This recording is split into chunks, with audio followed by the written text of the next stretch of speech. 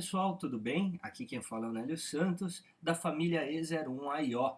E hoje eu estou aqui para demonstrar para vocês algumas das funcionalidades novas do firmware na versão 0.3.1 das plaquinhas. E para quem gosta do SP8266, hoje vai ser um bom dia para a gente começar a olhar algumas funcionalidades bastante avançadas dele. E acho que vocês vão se surpreender. Segura aí.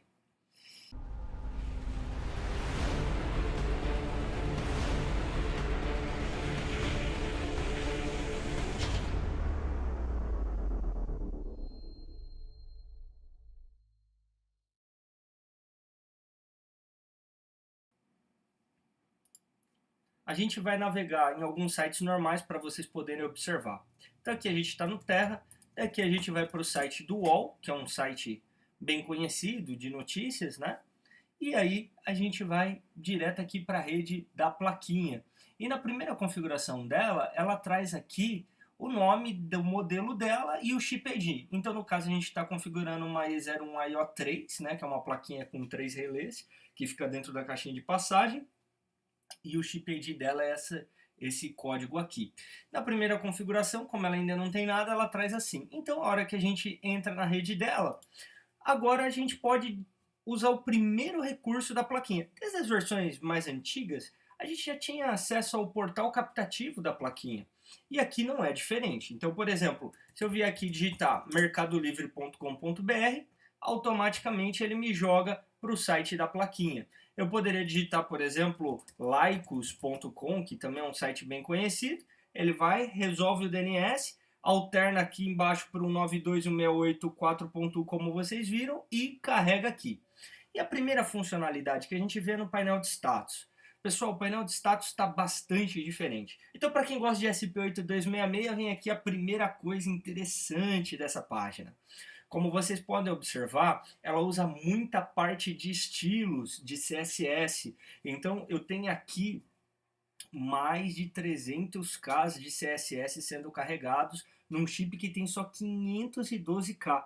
Eu estou usando o SP modelo 01, como vocês bem podem ver no design das placas, ele tem só 512K e, no entanto, aqui carrega bastante CSS e tem bastante HTML aqui também. Mas vocês vão observar muito mais do que isso. Por exemplo, aqui tem o logo, né? Então vocês estão vendo que, além de servir conteúdo normal da página, HTML5 e redirecionamento, CSS, tudo, ele ainda traz, por exemplo, conteúdos estáticos de imagem. E essa imagem aqui está com 300 dpi de definição. Quem diminui a imagem aqui para a gente é o tamanho da tag de image que está aqui em cima, ok? Outra coisa interessante é que é tudo dinâmico, tá, pessoal? Então hoje eu vou apresentar para vocês nesse vídeo só o menu de status. Então algumas coisas para vocês observarem. A gente está colocando aqui o menu de status no modo normal dele, tá? Mas se eu for reduzindo o tamanho da janela, ó, ele vai adaptando o painel conforme o device. E ele tem toda essa parte adaptativa aqui, que a gente chama de responsivo, automático. Inclusive, quando eu clico aqui, ele vem o menu, e quando eu abro o site, ele volta ao normal. Então fica aqui o primeiro item para vocês conhecerem, que é a parte de responsividade do site, tá? A segunda coisa é que eu ligo direto agora as PGMs, né, as portas, os relés, direto aqui da página de configuração. Então basta eu clicar em cima da porta que eu quero e ele inverte o estado da porta automaticamente, ok? E uma terceira coisa legal é a parte aqui que a gente tem de status dos sensores, tá? Então, como vocês estão vendo ali, os nossos dois sensores estão no estado baixo.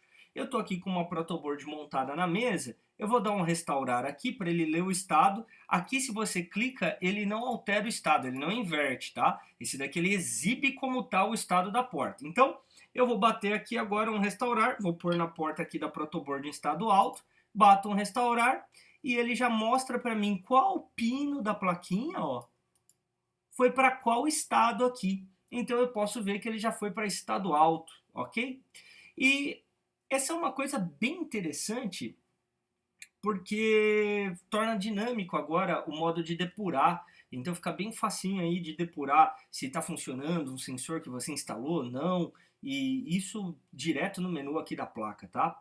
Outra coisa interessante que a gente fez, como vocês sabem, os menus sempre foram dinâmicos, sem ficar dando reload nas telas, né? Então vocês podem observar que essa funcionalidade ainda se mantém, né? E além dela, algumas coisas novas foram introduzidas. Então, por exemplo, todos os menus agora têm placeholder. Vocês vão ver aqui que dentro das caixas de texto, ó, vem escrito aqui, ó, digite o nome da rede Wi-Fi, tá vendo? Nome da rede Wi-Fi, senha do WPA. E você pode digitar dentro dos campos já. E ele tira o placeholder. Mas também, se eu bato, por exemplo, aqui no botão listar, ó, ele busca as redes Wi-Fi, abre uma caixa dentro do próprio HTML que estava. Eu posso selecionar a rede Wi-Fi que tem melhor responsividade naquela área e posso vir aqui e digitar a senha da rede Wi-Fi. Também posso selecionar entre IP fixo ou automático. Então, se eu deixar no modo DHCP, ele vai pegar o IP automaticamente, ou eu troco aqui para o IP fixo. Mas uma coisa interessante é que, por exemplo, eu troquei para o modo fixo, certo? Vamos supor que eu deixo um IP errado. Automaticamente ele já me valida a mensagem, trocou o fundo e marca para mim aqui que o campo IP, que aqui a gente está usando sempre códigos internos, então todas as nossas assistências conhecem os códigos internos, e ele já diz, ó, não está preenchido aqui inadequadamente, por favor utilize um IPv4, um formato IP4 válido. Por quê? Porque está faltando aqui o complemento para ser um IP4 válido. E a hora que você coloca um código válido, ele volta. E todos os campos a partir de agora, tá, pessoal? Então, assim, ó, todos os campos, quando você estiver digitando, ele já valida se está no formato adequado. E isso é interessante porque a gente está falando de um SCP-8266 que traz mensagens personalizadas para cada um dos campos, com highlight do que está colocado aqui com fundo. Então, eu errei o campo, ele troca só daquele campo, eu ponho 2 campos errados, ele vai trocando as máscaras, né, e vai me trazendo o status do último campo que eu saí que está errado. Eu complemento e acerto e ele vai fazendo toda essa dinâmica do HTML em 512K. É realmente uma coisa espantosa o que dá para fazer com 512K. A gente tem vários menus, então aqui a gente tem, por exemplo, cliente, MQTT, se está habilitado ou não, né? E quando eu limpo alguns campos, o placeholder continua falando para o meu formato. Então eu poderia aqui colocar, por exemplo, o nome do campo. Eu vou colocar só um pedaço do nome. Ele me diz que está errado o formato do preenchimento. Por quê? Porque tem que ser letras e números em 3 grupos separados por barra. Vamos supor que eu fizesse isso aqui. Tem um espaço no meio, então ele já sabe que tem um espaço. E se eu faço isso? Preenchimento correto. Aqui se eu coloco letras, opa, este campo tem que ser só números. Então automaticamente ele valida para mim todas as situações dos campos. Inclusive em alguns campos, por exemplo, se eu digito errado, ó, ele já fala para mim que só pode ser letras e números e sem espaço. Isso ajuda a gente não errar no básico, né, na configuração das placas. Os menus que já eram bem conhecidos desde as versões anteriores, sobre servidor MQTT, das configurações de porta, né? Do sensor, da API. E aqui é interessante que para a próxima versão, você vai selecionar se você vai usar um MQTT proprietário ou maior link. E ele sozinho já vai preencher todos esses outros dados, tá, pessoal? Então isso daqui é uma inovação para a versão 0.4 do firmware aí. Aqui a gente tem se está habilitado ou não as APIs, como está a chave de segurança. E de novo, né, qualquer erro que eu faça, ele comenta lá, ó, que só pode ser letras e números e tem que ser até 20 caracteres. Então ele já vai te dando todas as dicas aí para não errar. Aqui tem aquela ainda questão do usuário e senha. E aí, pessoal, esqueceu o usuário e senha, não tem como recuperar. Essa é uma regra de segurança que a gente aplica. Como são placas de automação para residência e escritórios e pequenas indústrias, é importante que tenha um bom nível de segurança. Então, a gente não tem sistema de recuperação. Tem que mandar para assistência técnica, que ela vai limpar toda a configuração da placa, ok? Outra coisa, você vai caminhando para o menu avançado, status, e a gente tem aqui um novo menu. E esse menu, para quem não viu ainda nos menus e nas versões anteriores, ele não existia.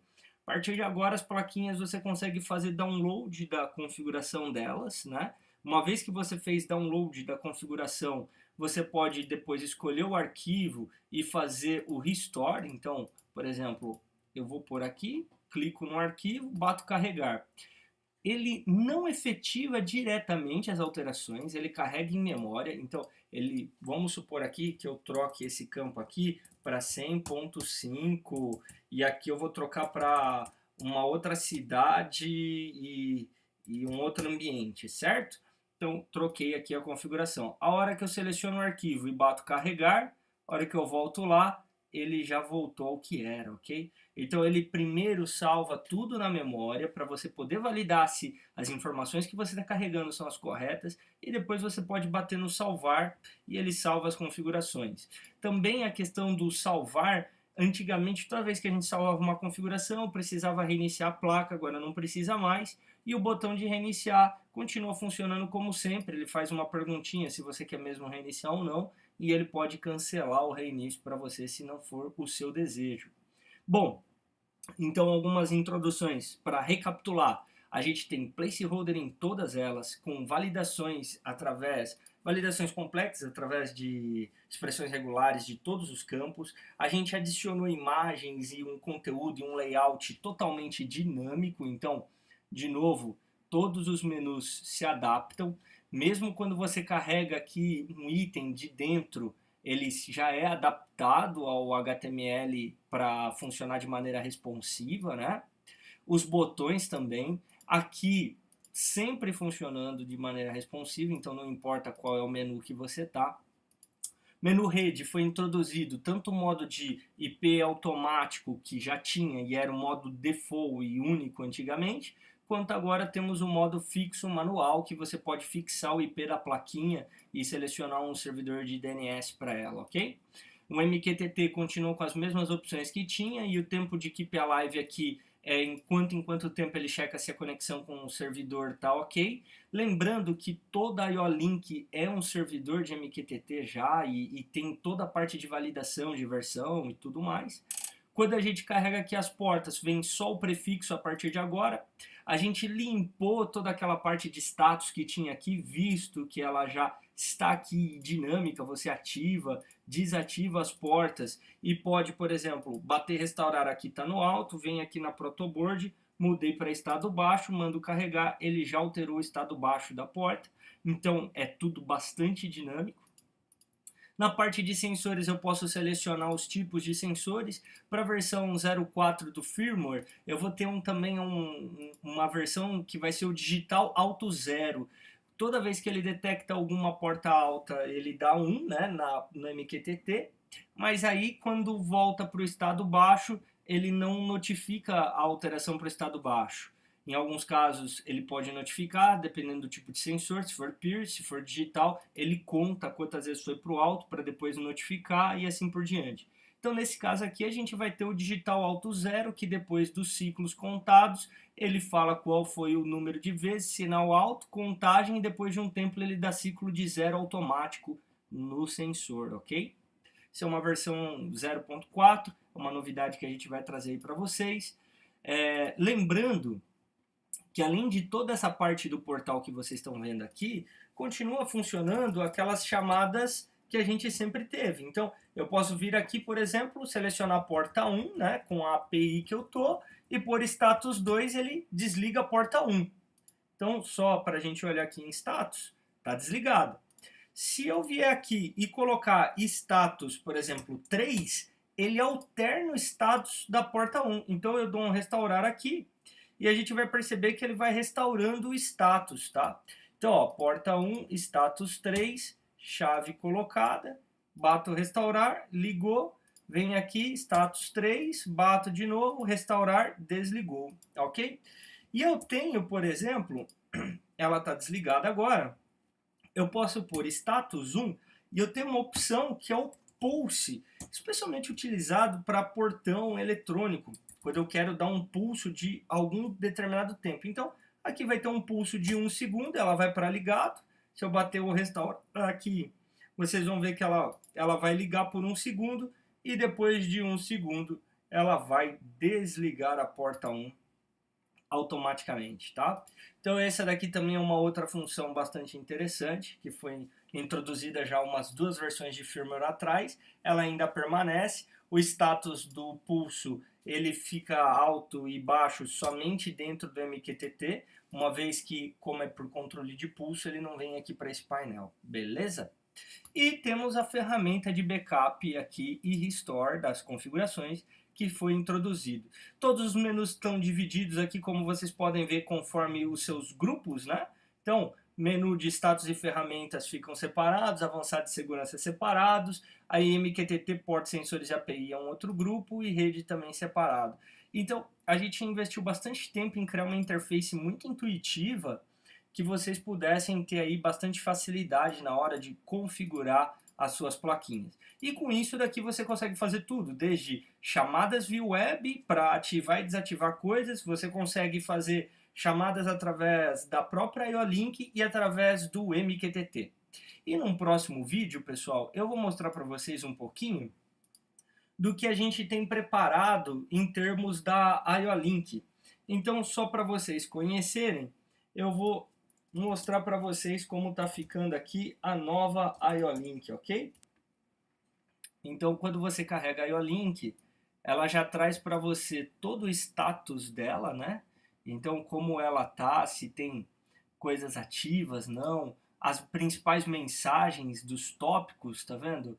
Então, ele checa, por exemplo, ó, que tem uma placa que faz mais de 2 horas que ele não recebeu a última mensagem, ele fala para você todas as alterações que foram acontecendo na sua rede. Ó, a placa sala aqui voltou a se comunicar com a IO-Link corretamente. Então você pode ficar bem informado aqui de tudo que está acontecendo. Você tem a questão dos backups das placas, dos alertas e de toda a parte de configuração do perfil. Assim como também toda a parte de qualidade de sinal Wi-Fi, os IPs que ela tá, se tá com cabo ou não, se tem IP fixo no cabo definido, o tempo que ela tá ligada, né?